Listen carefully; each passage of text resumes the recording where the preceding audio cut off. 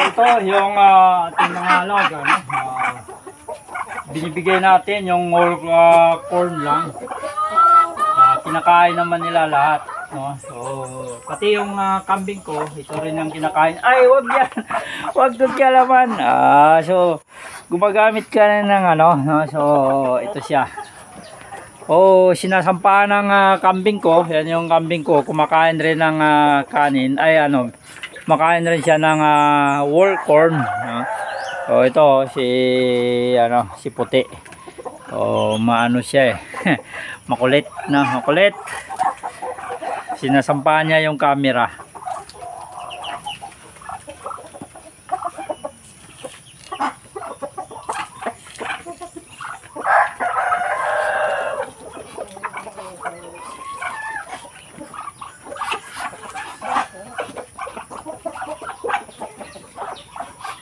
So, ganito po yung ating trabaho dito sa farm, no? Pupunta tayo dito sa umaga at hapon, magbibigay tayo ng kanilang patuka, no? Although nakakakahig naman, gagawa nila yung lahat ng kanilang ginagawa sa gawain ng manok, kakahig, no? Nakakahig sila mga damo.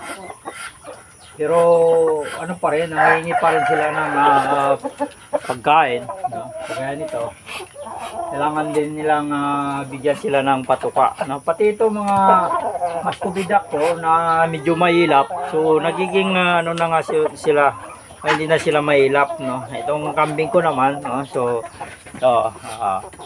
medyo ano na, may isang buwan na, so siguro mabubuhay na rin siguro ito. Malambing. So plano ko dito sa mga kambing ko na ito, itong nanay niya, dadalhin ko doon sa palalahian natin ng upgraded na Anglo Nubian, no? So ito crossbreed natin doon para makapag-upgrade tayo ng kanyang lahi. So kahapon, no, ayan, sumasampa na. Wala tayong gatas, hindi ka naman umiinom ng gatas eh.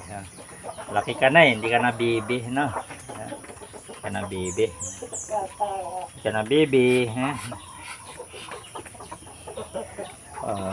Ayan, ubos kagad nila yung binigay natin. Ayan, ubos kagad. Doon na sila. Sisilipin naman natin yung ating mga breeder, no? So yan, nakasalukuyan pa, nakasalang yung isa doon. Ayan, ngingitlog na yan. Hindi mo na natin sila istorbohin, no?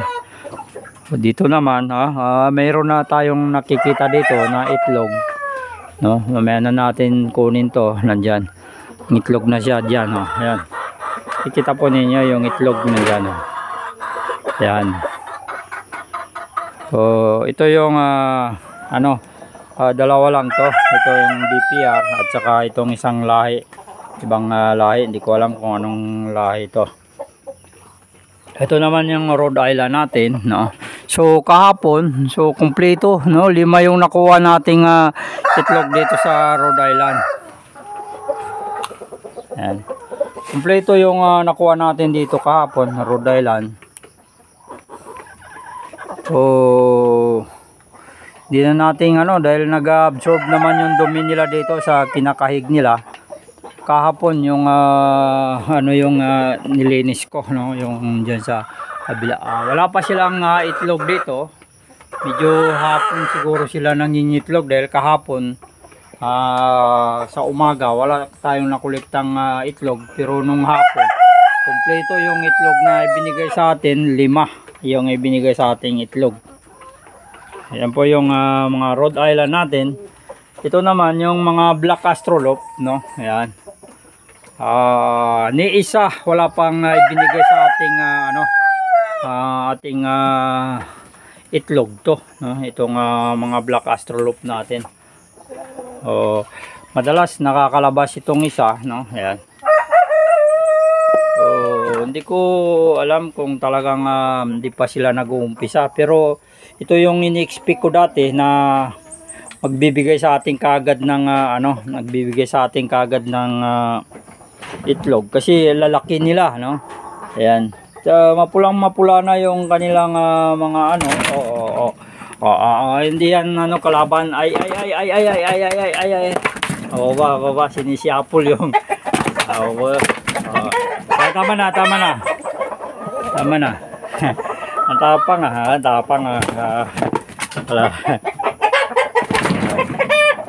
tama na. Nabubulabog mo yung iba. Tapon tuloy yung tubig mo. Ito naman kulay pula to. Hindi natin alam kung anong lahi to, pero malaki rin siya. Ayan. Malaki niyan, no? Tumitimbang siya ng halos 4 na kilo yan. Pero pag nakakalabas siya dito, pinagtutulong-tulungan ito mga black astrolop. So sumusuko rin siya. Takbo lang ng takbo. Dito nang gagaling yung ito yung pinanggalingan ng so bakante itong kahon na ito. Pinapaano muna natin, no? Nilinis muna natin to habang kasi nangangamoy na, no? Baka lalangawin. O inaano ko muna, no? Preserve ko muna yung mga at babalik natin uli dito kasi nandito yung pugad ng black astrolop. Pag makita natin na mangingitlog na sila, no? Ibabalik natin sila dito. So yan po yung video natin ngayon, no? Update dito sa ating farm. So tuloy-tuloy lang tayong sa ating pangarap, no? Na magkaroon ng farm, no? Gawa ng pagkain sa hapagkainan, no? Gagawin ko na naman ngayon. Magbubutas ako dito ng pagtataniman ko ng durian, no? At yung mga manure na kinukulikta ko, manure ng baka, kinukulikta ko, doon ko ilalaglag para pag na-compose siya, ay saka natin itatanim yung manure na saka tayo magtanim ng durian, no? Para yung aking mga chikiting, no? Pag nagbakasyon sila dito, meron silang maakyat-akyat na mga puno, mga punong prutas, mga prutas tayo. So ito mga ko naman, so nakaligtas ito, no? Kaligtas itong isang papaya, itong papaya na ito kasi itong mga mababa na mga papaya ko ay hindi nakakaligtas ng ito. Hindi nakakaligtas kasi naabot ng pato. Kinakain pala ng pato ang dahon nito. Pati yung tinanim kong tanglad, so kinakain rin ng pato.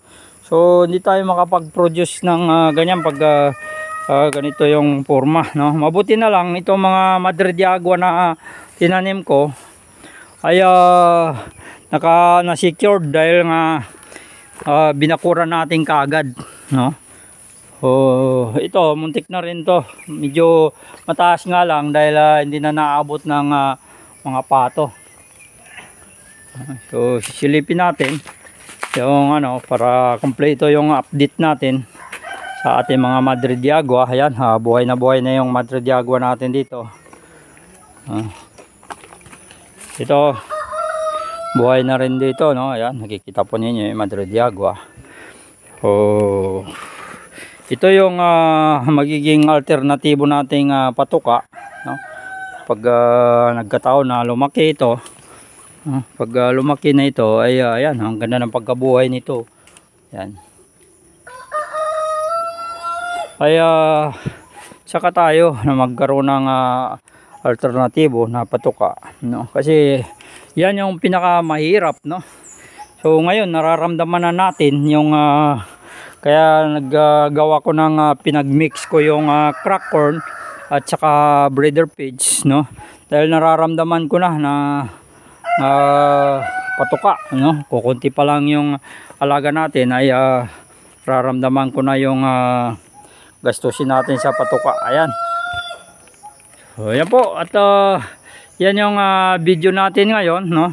Itong dito matagal-tagal tayong hindi nakapagbigay ng update kasi nagpo-full storage tong aking cellphone. Hindi ako nakakapag-edit.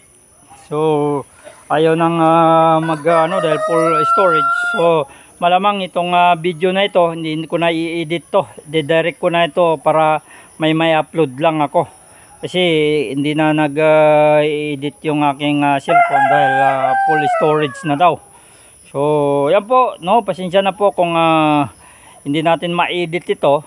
Direct to the point, walang binawas. Tuloy lang, dire-diretso na para walang walang bawas-bawas kung anong mali, kung anong tama. So yan po yung ating video. Hindi na natin ma-edit, no. Ano ko na kagad, i-upload ko na kagad ito kasi hindi nag-update.